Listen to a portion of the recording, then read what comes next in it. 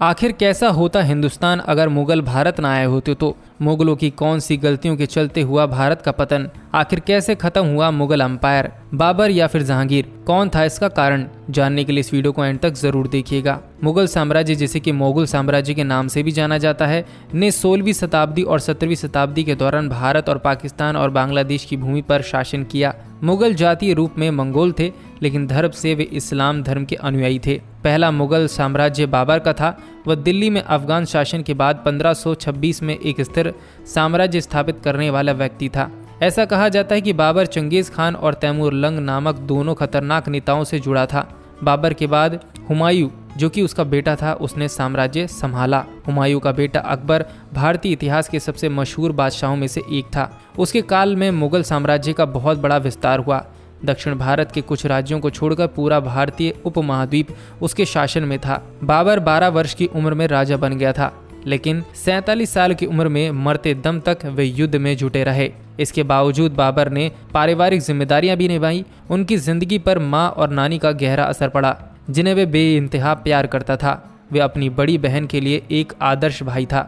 मुगल बादशाह हुमायूं बाबर के सबसे बड़े बेटे थे। उनके लिए बाबर एक समर्पित पिता थे। हुमायूं एक बार बहुत बीमार पड़ गए। बाबर ने बीमार हुमायूं के जिस्म के 3 गर्दिश किए और खुदा से दुआ मांगी कि उनके बेटे को स्वस्थ कर दिया जाए और उसकी जगह पर उनकी जान ले लें। हुमायूं तो ठीक हो गए, लेकिन कुछ महीनों बाद बाबर बीमार पड़ गए और उनकी मौत हो गई। भारत में भले ही बाबर को वो सम्मान नहीं मिला जो उसके पोते अकबर को मिला, लेकिन उज्बेकिस्तान में बाबर को वही दर्जा हासिल था जो भारत में अकबर को था। उनकी किताब के कई शब्द भारत में आमतौर पर प्रचलित हैं।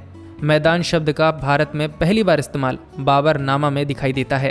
प्रोफेसर हरबंस मुखिया कहते हैं कि आज भी भारत में बोली जाने वाली भाषाओं में तुर्की और फारसी शब्दों का प्रयोग आम बात है। उन्होंने 1930 से 40 में राज करने वाले एक मराठी हकीम का उदाहरण देते हुए कहा कि उसने अपनी भाषा में उर्दू और फारसी शब्दों में पाक करने के लिए एक फरमान जारी किया।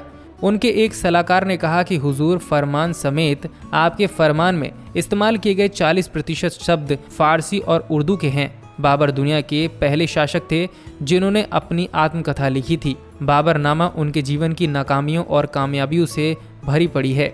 हरबंस मुखिया के अनुसार बाबर की सोच थी कि वह कभी ना हार माने। उन्हें समरकंद यानी कि उज्बेकिस्तान हासिल करने का जुनून सवार था। उन्होंने समरकंद पर 3 बार कब्जा किया, लेकिन तीनों बार उन्हें शहर से हाथ धोना पड़ा।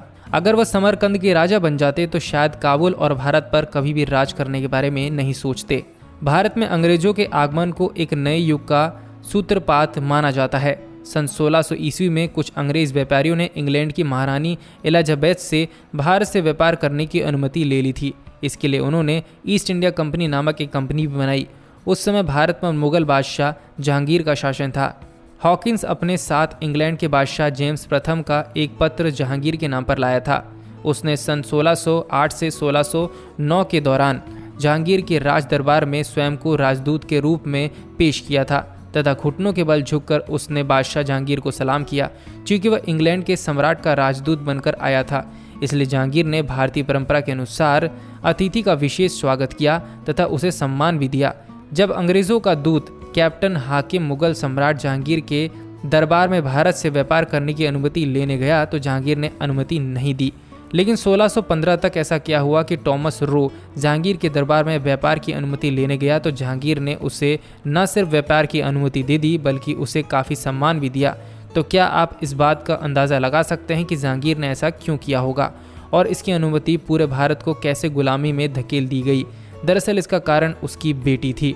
दोस्तों, अगर मुगल और अंग्रेज़ अगर भारत में आक्रमण नहीं करते तो शायद भारत आज दुनिया में अर्थव्यवस्था में शिखर पर होता और आज के दिनांक तक भारत दुनिया का सबसे शक्तिशाली और अच्छा और विकसित देश होता। दोस्तों, आपको जानकारी कैसी लगी हमें कमेंट सेक्शन में ज़रूर बताएं और इस वीडियो को लाइक और शेयर ज़रूर करें और ऐसी ही दिलचस्प जानकारी से जुड़े रहने के लिए हमारे पेज को फॉलो कर लीजिए।